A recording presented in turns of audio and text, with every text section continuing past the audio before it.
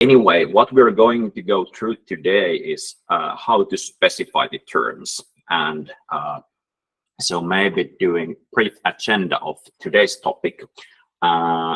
So what we're going to run through today is how to raise in stages your rounds, and what do you need to achieve in the different rounds. So going through what's the difference between pre-seed, seed, A round, B round, and so forth, and laying out basically what should you be achieving on the different stages, and then from there we can start to build around how much you should be raising, because it's very different. Are you raising pre-seed versus A round? And when we know basically what stage you're raising, how much you're raising, then we are taking a look at more around should you raise from VCs, should you raise from angels, or could accelerators be an option for you? And when we know that, we're going to dive a little bit on the convertible loans, safes, or equity, so the instruments that you could look at further around, and finally touching a little bit around when to raise. And targeting the same timeline that last week, so 45 minutes of discussion and then roughly 10 minutes of Q&A. That said, I looked at the morning my slides, so I have something like 57 slides. So, and I'm really bad at timing, so let's see if the 45 minutes works. And it might be also that there is a lot of details on different slides, so I'll try to cover them in high level, that it would be very valuable for most of you. But feel free to ask at any time during the presentation any questions, and we might take them already in this during the webinar, or then we'll leave them at the end of the Q&A. So feel free to use the chat all the time during the session. Other things, a few housekeeping issues. So feel free to use the chat. As said, we'll try to keep you muted. We are more than 50 people already here, so just to keep things smooth. We are recording this session, and you will get the recordings afterwards to your email. So that's roughly about it. So let's head to the topic. So just to highlight also this today's topic and how this goes into our webinar series. So today we're talking about specifying, and then next week we're discussing how to prepare the different materials like pitch deck, content, what should be there, what's the financial models, what needs to be in the data room, and so forth. So today we're not touching the stuff that you prepare for actually when you start to run the race, but today is more about specifying, so that you know the content that you should put into the pitch deck and so forth. So that's the difference between today and next week's presentation. Good. But then brief recap from the previous session. So 2 weeks back, we started the webinar series around fundraising and what makes a startups fundable. And we started with the highlight that fundraising is a sales process. So it's good to remember that it takes a lot of time, and at the end you have a goal. You need to be financeable.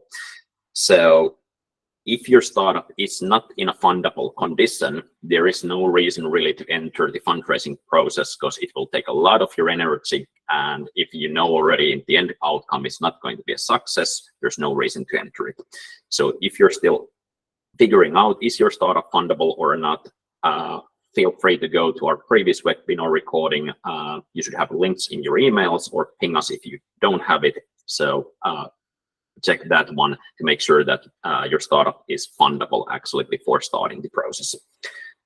But that was a last week. So now let's go to this week's, and let's assume you all are in a fundable condition. So then today's topic, how to specify your round terms.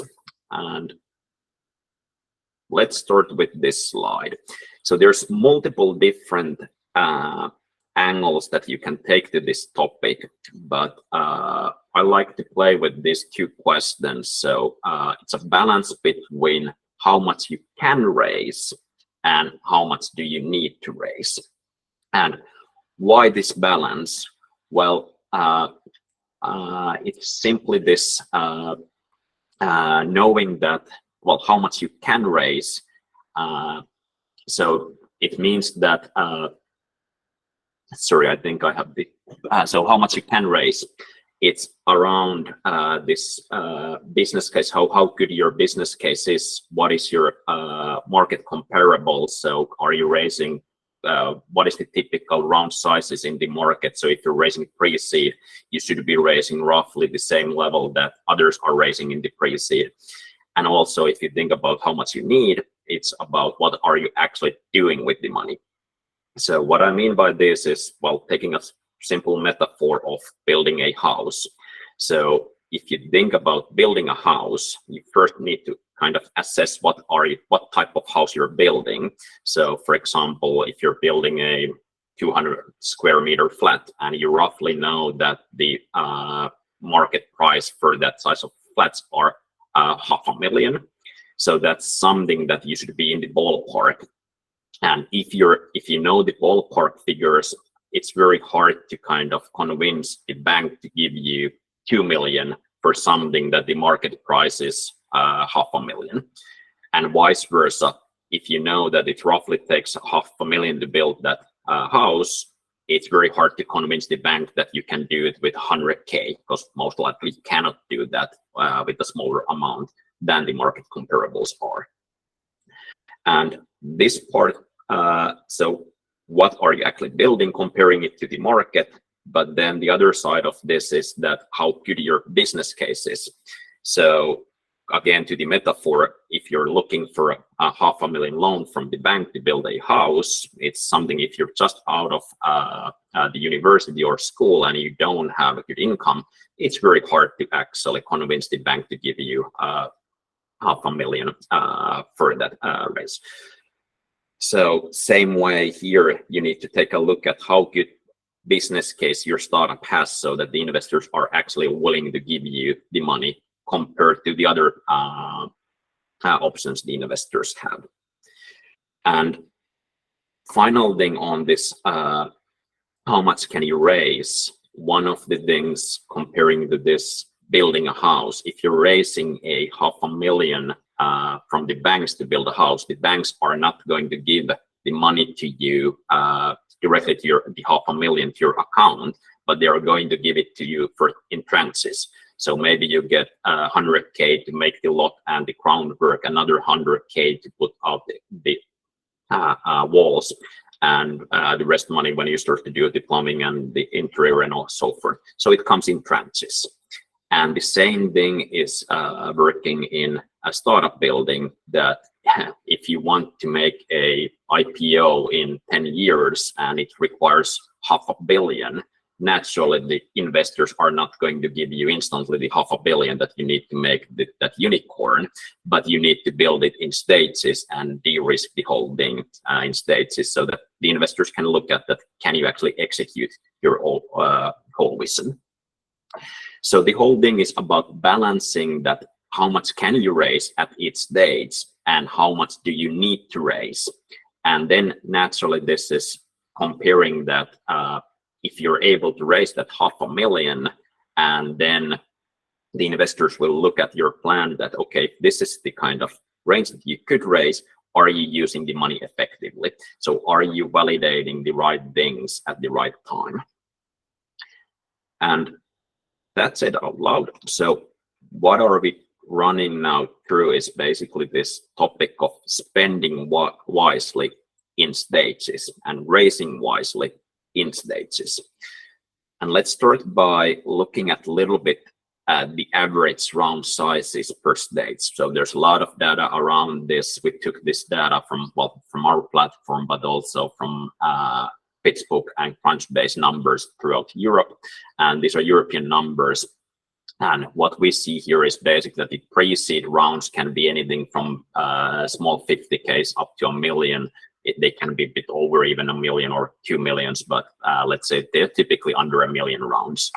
While we start to see the seed rounds anything from 250K to 4 million, Series A from 2 million to 20 million, Actually, I have one in my portfolio which we're raising a 60 million A round, so an outlier. So those happens as well. I think that was the second biggest that happened in Europe ever. And then, well, Series B, they go anywhere between 15 million to 40 million, and Series C, Series D, they go way big things there. So naturally, if you think about these round sizes per stage, yeah, you have different amount of money, and if you have different amount of money, well, you're doing different stuff with this. So how do you actually start to use this money then? Well, you need to look at that. What do you need to achieve per stage? And if we think about the whole concept of what startups are, it's actually de-risking the business. So those who were in the previous webinar, if you remember basically the slide that I had around the investors' options to allocate money to startups, to VC funds, to private equity, to stocks. One of the main difference between this different asset classes was the risks, and comparing startups to, for example, stock companies.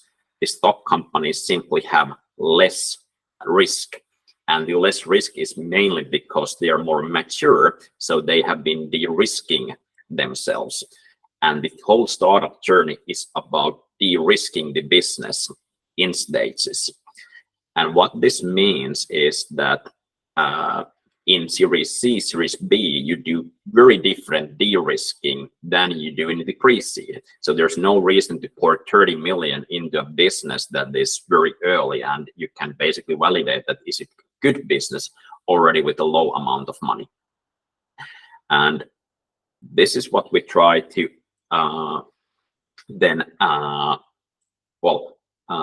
what we have been seeing from own experience, from what the investors are looking from the startups, but also a lot of literature here about what you need to do in different steps. So the first thing on the pre-seed, you have very little of knowledge about the business. So maybe you come from the domain, but before the round, you might not have even any prototype or any discussions much with the clients. So the main thing that you want to validate on the pre-seed is the problem and solution risk. What we mean by problem and solution risk is basically that first evaluating that is the problem real, is it worth solving, and then the solution, can you actually solve the problem? And that's the first thing, that can you solve an individual problem from and validating that can you, if you're building something technically, or you have, it's easy to say that in slides that you're building something, but can you actually build it and execute it? Then the seed stage is more about this market risk. So if you in pre-seed deliver a prototype, an MVP to a couple of clients, then in seed stage you should be more thinking of how do you get that from the feedback of the pre-seed customers, how do you productize your solution so that you can take the initial market and go from problem solution fit to more to initial product market fit. And then Series A is more that in the series or seed stage, you should have a concepted productized offering and a go-to-market model, that a hypothesis of the go-to-market model. Tested a little bit of that, but then the Series A is really about testing your go-to-market model, and can you scale that? If you take, for example, let's say Finland or your home country or your local market, at first where you're easily or making this easy acquisition of the initial market, then the Series A is really about, can you go outside of your initial market and scale your go-to-market model? So validating the go-to-market risk here. And after Series A, it starts to be a company there. So you have been validating that you're building a problem solution fit, you have a product market fit, and you're able to scale it. So then Series B, Series C, it's kind of more traditional business of just expanding your market. And then if you start to go to that Series C, then it's just, can you maintain your culture? Can you evolve the culture so that you can maintain the scale that you're getting in? And then let's dive a little bit deeper into this topic. So let's start with the, and I'll discuss mainly today around the pre-seed to Series A topics, but how to start tackling these different stages. And it's simply that if we take first, for example, the pre-seed, and you say that you're raising here 50 to $500,000, what you need to here to use the money is really about how do you validate the problem solution risk. And here, practically what you're putting into this step is you take your core hypothesis. So before you raise, you need to have that hypothesis of what's the problems, what's your solution, what's the market that you're tackling.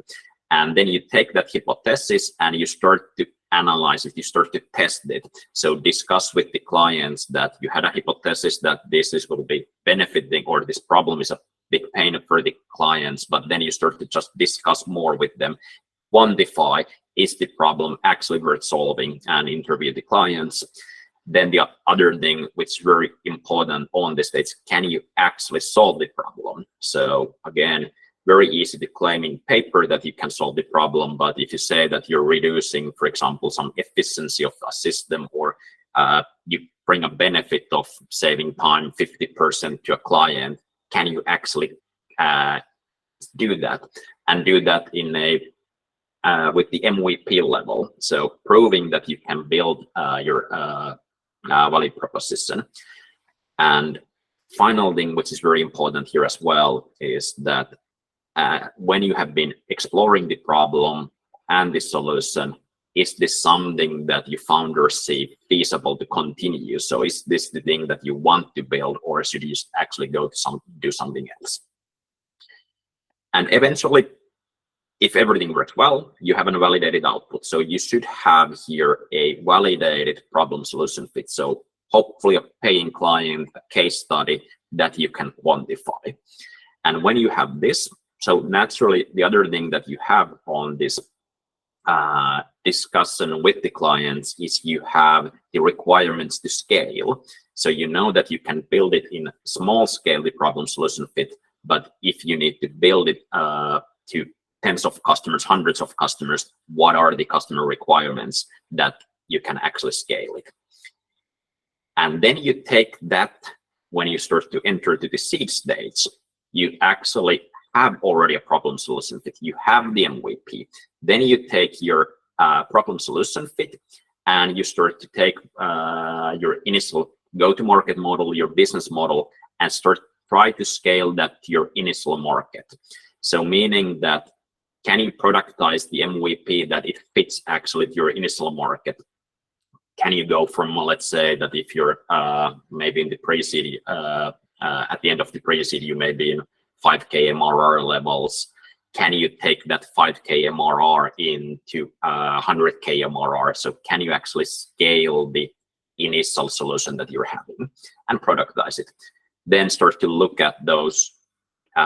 When you scale it, can you see a reasonable unit economics? So can you deliver it in that type of scope that the business model starts to make sense? And also, what's your growth model here? So testing the initial go-to-market model, how do you are gaining new markets in here?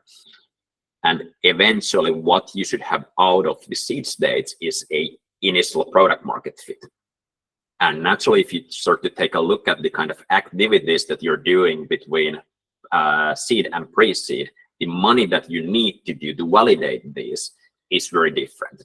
And here, if you try to raise too much too early, it's very hard that if you don't have an MVP, how can you validate a market fit? You really don't know yet, can you actually deliver this solution? You can validate quite well that there's a market demand, but can you actually deliver it? And the only place that you can actually validate it is that you're able to or quantify it, the product market fit, is when you have your product and you're able to deliver it. Before that, you're just quantifying the market demand, but not that you can actually fulfill the market demand. And so that's seed stage. And if you're able to validate your initial product market fit and you have a go-to-market model, then what this Series A is all about is taking your product market fit and your go-to-market model and try to repeat it. So can you repeat the growth model, the go-to-market model in scale? And this means that, well, repeating the model, that starts to be the first time that I really think that you start to be kind of testing, can you beat the competition or can you find your niche there? Because before that, you're in very small markets and you don't need to really kind of test your water that on competition. Of course, naturally, you need to believe before this that you can beat the competition, but this is the real first steps that you start to actually see validated data on can you beat the competition in those markets that you select. And the main difference here, or I think one of the big changes, is that at the A round, it starts to be a company that can stand without its founders. So before that, it's kind of an idea product stage, or the product is quite much the company. But here you start to build structures and you start to scale. So the founders don't need to do everything anymore there. So you can hire new management and so forth. And well, the outcome of this is naturally a go-to-market fit. And then the last stage is simply expansion. So you start to look more from a, can you scale the same thing? Can your operations fit also? That is the market big enough that you were originally thinking? And well, can you continue attracting talent, get to scale market fit? And finally, well, Series C, it's more about, can you keep the culture there, that just the way that you're building, you're not sacrificing the culture, or can you evolve the culture into a thing that will sustain the whole sheer size of your company? And hopefully at the end, you will be in a public market fit or exit fit for strong acquisition or so forth. Anyway, the whole point of this model is that depending on your stage and what you need to validate, that's basically what you should be building your whole round journey about. So where are you spending the money depends really much on what are you going to achieve with the money and how much that will cost, of course. Then you can calculate it out. And this is also one thing that when you're considering all of your next rounds, after each stage, you should be asking yourself, are you still in the growth track that you have a hypothesis? So if you had a hypothesis of where you're heading, you're validating all the time those hypotheses. And this means that the hypothesis is you need to test them at the end of each stage and just see that can you act, or are you still on the original track? So for example, first things that if you get to a problem solution fit, but do you see that you can still beat the competition? So are you still on the VC track? Do you see the business being as good as you saw before this stage? And then if you are not in the VC track anymore, should you try still to continue that, or should you try to make the company profitable? So when you are in seed stage or Series A, it's always an option actually to just try to make it a standard business, not to grow it too much.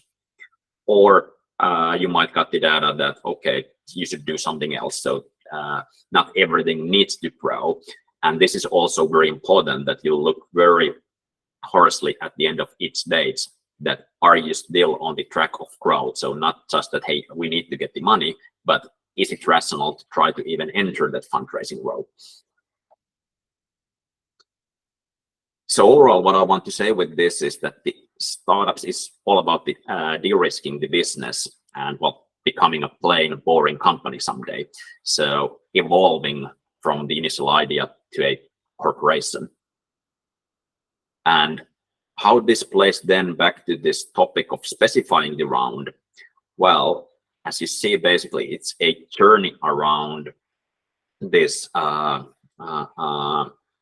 what you need to build at the or what you need to validate on the initial stage versus what are you validating on the later stages, and the valuation, validation, and dilution should happen there in stages as well. So you should plan your fundraising in a series of fundraisers, and there's some rule of thumbs here. So for example, that the founders and teams should still have more than 50% of shares left after 8th round.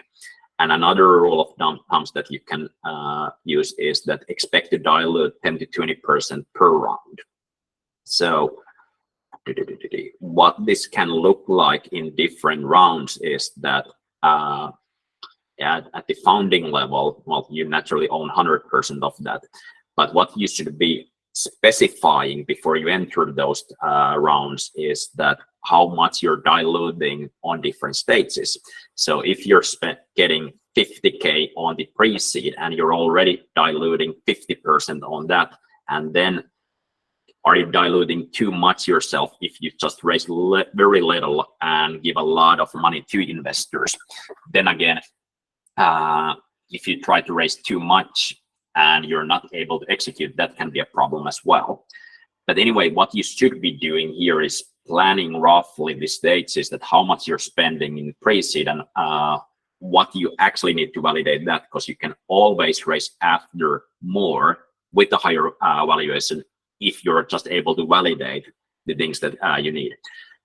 And the other way around, if you try to spend, or if you spend the pre-seed money into wrong validation. So let's say that in the pre-seed, you start to build or spend money a lot in marketing or brand building, but you're not actually able to deliver the solution. It's money that is not actually taking your valuation up in the pre-seed until you're sure that you can actually validate the whole problem solution fit.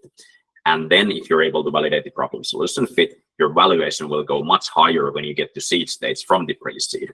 So it's important to think about how do you spend the money so that you're sure that you spend it in the right order. And at the end of Series A, you would still own enough of your company. So key takeaways here. So define your action plan, what hypothesis to validate, and build your financial model around the assumptions. Then when you have that financial model built on the assumptions, so what are you actually going to do during the next 6 months, 9 months, what is the activities, then you can calculate out how much money you need, and then go sanity check that you're in the ballpark of the market averages. So then you start to balance between these two topics, that are you still in a financeable condition so that you're likely getting the money from the investors. I'll do a bit of a pause here. Let's see.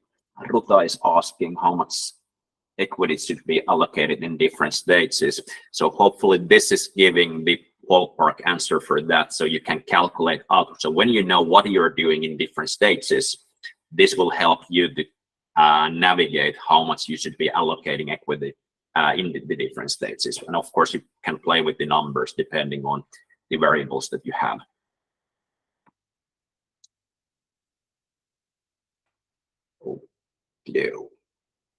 But good. So that's basically the first part of defining your round. What are you actually doing with the money? And you're then making sure that you're in the ballpark of the market averages. So let's say we know what you're doing and you are all well at this part.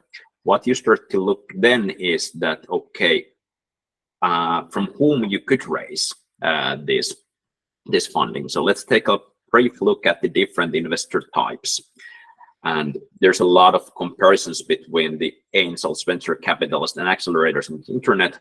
So I'll run you through briefly the kind of highlights between these different options. And I would say the main things between, high-level difference between angels, venture capitals, and accelerators is simply that, well, the angels are like myself, I'm investing my own funds. So from my previous exit, then again, the VCs, they are professionals investing other people's money. And while the accelerators, well, they're also typically investing other people's money, but they are delivering it in a batch. And then the stages, this is very important, again, to select this type of or a type of investor depending on at what stage you are. So angels, they are typically early stage, often pre-revenue, more often than the VCs. VCs typically post-revenue. I would say angels are still often also post-revenue, but the VCs, naturally, they go much further in the round. So not many angels can do million tickets or so forth. And the accelerators, I'm starting to see that the accelerators are actually even more earlier than angels. So often in an idea stage and prototype stage, which the angels are kind of fleeing off. So investment size, angels typically smaller amounts, but there can be a lot of them. So 10K to 100K can be a bigger tickets, but I think that's the averages. And then VCs, often they go to 1 million. So we start to see these pre-seed VCs who are doing 100K, 200K mini tickets, but often bigger rounds. And then accelerators, they're relatively small, but the good thing about accelerators is that they typically tell it in advance how much they're investing, anything from 25K to 150K. Well, I think the biggest one is a Y Combinator investing that roughly $500,000 at the moment, but that's an outlier there. And then decision making, naturally angels are much faster than VCs because VCs have a formal process. They are professionals in that. And then again, accelerators can, although they have formal process, they typically have a scheduled process and they take it in batches. So the actual process can be very fast for you, and it's very easy for you to predict when are they going to make decisions. So there's benefit from the accelerator side. Support, I think this is another thing that we get a lot of questions, how much support you get. And there is, I would say this varies completely from the people that you will get on board, but maybe a high level difference that often the angels, why they invest, there's so many things that they can invest to. They often invest into something that they know. And if they know it, they can provide you industry connections, mentorship, and so forth. Venture capitalists, for sure, they will have, and so compared to angels, the VCs typically at least have the financial industry connections, so they can help you more around the next round fundraising than the angels. Of course, there's kind of exceptions here.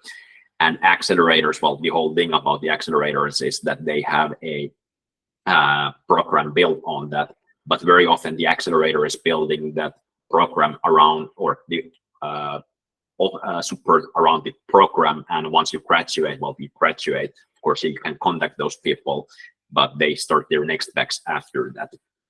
And another thing to actually look at the support offered, I'm starting to realize myself, is that when I was doing my first investments, I was very hands-on with this. And now when I'm having more than 40 portfolio companies, how much can I actually spend time with a portfolio company? So naturally, the amount of companies the angels have or the VCs have, that will affect a lot of the support that you can get with them. Entry requirements. Everybody's taking equity, but naturally the angels, when they're doing smaller ticket sizes, they're taking less equity than the VCs, and accelerators are somewhere in the middle. Involvement level, well, already discussed. Goal is also good to understand that the angels are not that focused on the whole VC model, so they are kind of, although they should, I'm trying to teach them that they should be professional in what they do. They are very often not that focused on the professional way of investing, and they can take early exits, or they can be there just for this year that they want to be still in their industry and so forth, while the VCs have a clear way of provide or looking at the investments and the whole journey that they expect from the startup. And the accelerator's goal is purely to get the bets done and get the startup to the next participant. So most likely they want to hand over the startups to a VC or to an angels or so forth, so that they become self-sustaining. Risk tolerance, well, everybody's taking high risks, but it's good to also know this, that what's the difference in the risk tolerance. VCs are doing it through diversified portfolio, while the angels, it really depends on the personality of the angel and how much they tolerate risk. So there can be a lot of variation in the angel side. Then maybe more around here to when you start to define your round and from whom to invest. I'm starting to run out, by the way.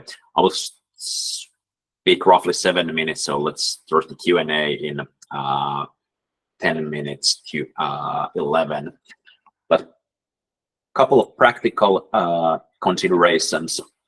So if you're thinking of raising a pre-seed or seed around $500,000 from angels, and the angels are doing 10K tickets, so then you would need 50 angels into that round, which is well, a herd of angels, long cap table and really hard to close. But if you think that you will discuss even 1 hour per angel, it's already 50 hours of just discussing per angel, and 1 hour per angel to make that decision might be a hard fetch. But also, if you start to contact the angels and you could convert 10% of your contacts into signing, you would have to contact more than 500 angels, and converting 10% out of your contacting to angels. So it will be a hard ball. So most likely this would be somewhere more a person that you can convert. So you would need to contact a lot of angels if you're trying to raise on a $500,000 round only from angels, if they're doing small tickets. And another thing of considering kind of the other angle, looking for 100K ticket angels. So if you would want to have a high or big ticket angels in, well, let's look at the other side of the coin. So what's the kind of ballpark numbers for, or what is taught to angels is that they should be investing max 10% of their net worth into startups, and they should invest at least to 10 startups. So that means that the angels should be investing at least 1 million to startups, and they will do follow-on. So that could be somewhere around 3 million. So if that's 3 million is 10% of their net worth, you're looking for people who has net worth north of 30 million. And the amount of angels who are actually being able to do these 10K tickets professionally, there is not that many of them. So the truth is that most likely the angels that you will find is somewhere between these numbers, and then it's a balance between you, that how much you are actually how many angels are you wanting versus how big ticket angels you're wanting. And this is naturally a thing that you need to try to calculate when you're starting your round.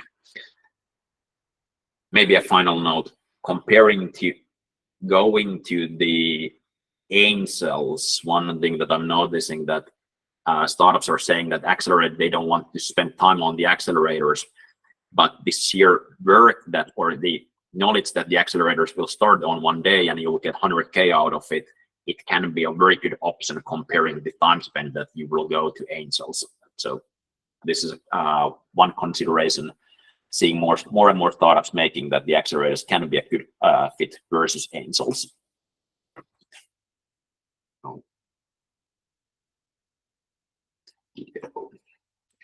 But that was different investor types. Let's still go briefly on different funding instruments.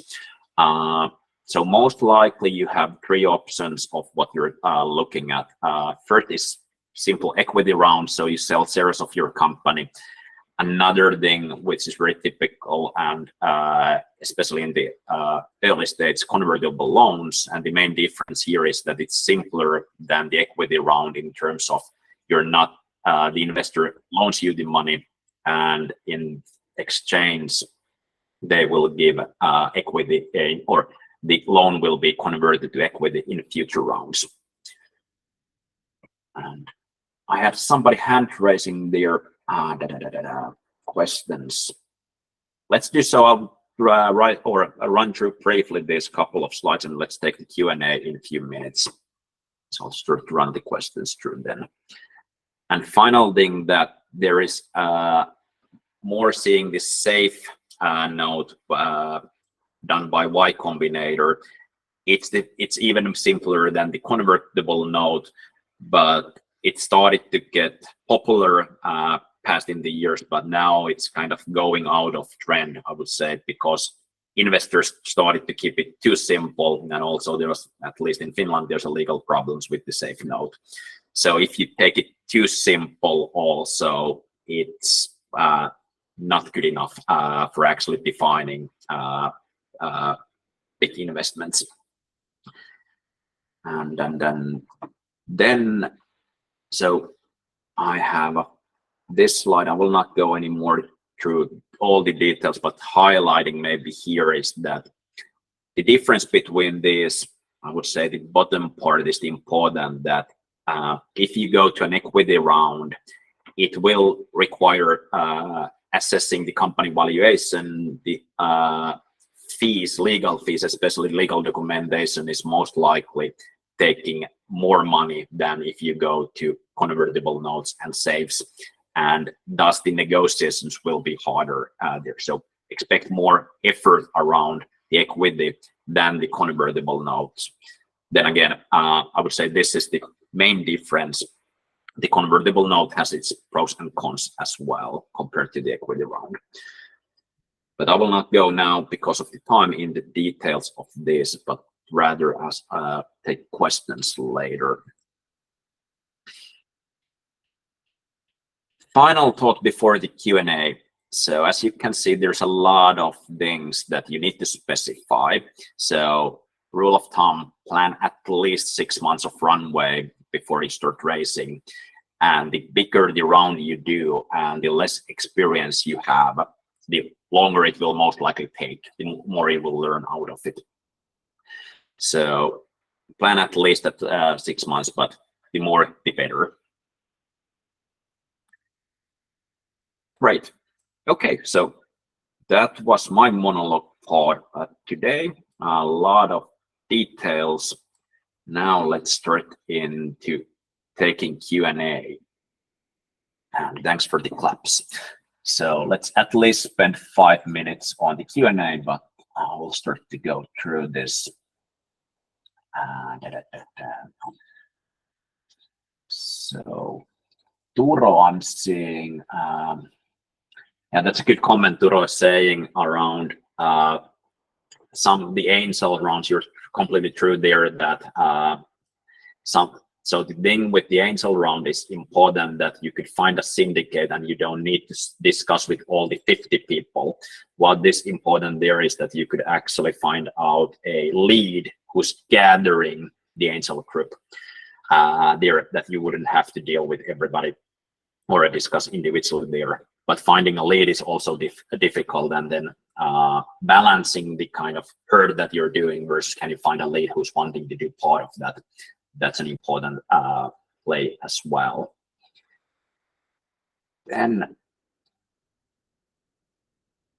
just wondering, is angels worth the 10K ticket versus no industry experience or the industry experience? Well, overall, I would say this is a really good question. What you need to define: are you looking for money or connections?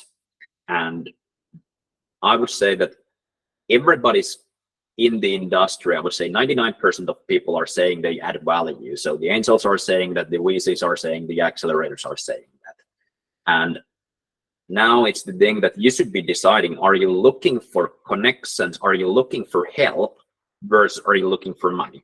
And then you decide basically which one are you prioritizing. So of course, it's the best thing is always to get the, both things at the same time, but you don't need to. So now it's just up to that, what do you prioritize? And can you get that, for example, that industry experience from a consultant or giving equity for people who are doing it, or can you find an employee who can do that? Does that industry expertise or the connection and the help need to come from somebody who will also give you money? And I think this is one of the things that startup founders typically think, I did that, is that, hey, I will validate basically, or I expect the angels to give me money and also work for me. So it's kind of double dipping. And if you can avoid that type of thinking, be better. So if you're able to kind of say, okay, this person brings expertise, how do I get this person in and do a deal with that? And while you have the financial side, if somebody's bringing money, take the money and try to separate these and then assess them separately. That's my advice there. Then Stefan is asking how important and difficult it is to get a lead investor, and does the FOMO play here? Yes. So most difficult thing is to get that lead investor. So if you get that lead investor, you're already very far ahead on your road. So that should be your sole focus on the whole start part of the journey, is finding who can lead you around. And what's the important thing? So we're discussing this not next week, but the week after, the running your race. So we're discussing more around this, finding the lead investor and why that's important.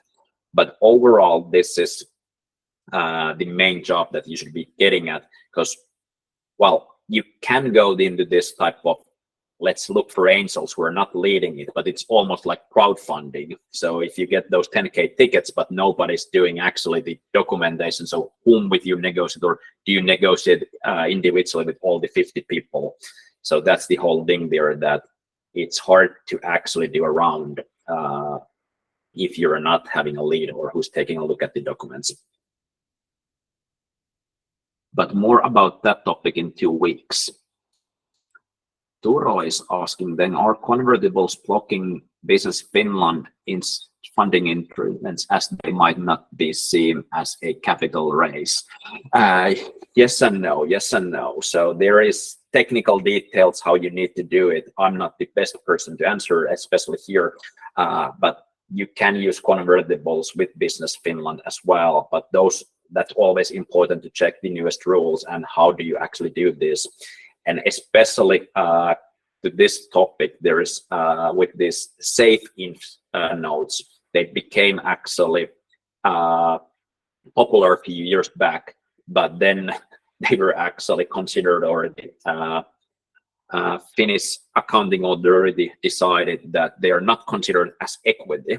And what happened with this was that half of the, well, most of the companies who had saved were actually technically in bankruptcy because of this decision.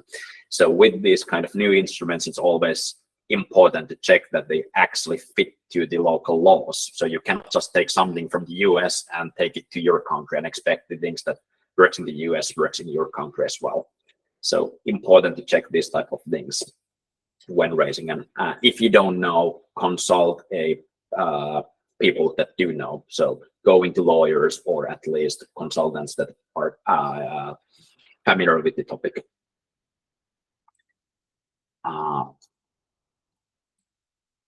Julia is asking, can I briefly discuss when equity is better than convertible? I will take that briefly, and then we still have other questions, but the time is running up, so I'll take this as a last question. So briefly touched this already, but maybe I would say the convertible, so the hardest part in the early stage is actually deciding your valuation. So what that means is that if you have an idea, is the idea worth 1 million, 3 million, and you have a hypothesis, you have been building that, how do you evaluate your company in the really early stage? and there's kind of, it's just a gut feeling. So there's it's not really, so the paper is not really today worth 1 million, but if you execute your whole plan, you can calculate back that, okay, it was actually worth 1 million today, but there's so much of risk and dependencies there. Why the convertible is good, that it's more taking into that account that, okay, if we take risk today and we'll get or the investors will get a discount over the next round. So let's say that you're able to validate those hypotheses and you're able to raise the next round, which is a price round, then then you have some threshold, or there's easier to calculate the valuation later, and then the investors will get a discount because they came earlier in. So you kind of postpone the difficult discussion later, and that's the main benefit of the convertible, that you don't need to discuss around the valuation too early when it's fluffy.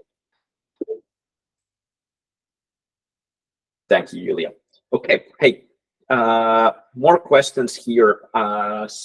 So sorry, I cannot take all of them. So there's good questions about how to overvalue the round, or what if it's overvalued, how to do this. But maybe actually going into next couple of extra things before we close the session. So if you need help specifying the round or otherwise building your business, notifying we're building the Europe's acceleration program list. So these accelerator programs are exactly for that. So they can help you. Most of them will help you around these topics and also raising your round. Another thing just wanted to highlight, so we're also building in ourselves. So we do some bit of consulting ourselves, and we do have at the moment bandwidth for 2 other assignments. So we help startups. If you're interested, ping us, and so it's a paid service that we do for selected startups. But if you're interested about this, we can take 2 assignments at the moment. And another thing is what we are also doing is, so we naturally want to test ourselves, but we're also building a large sweated partner network from IPR, from legal services, final services, so who are really good consultants around this. So if you're interested about services, we can guide you also to vetted professionals who can actually help you on these topics.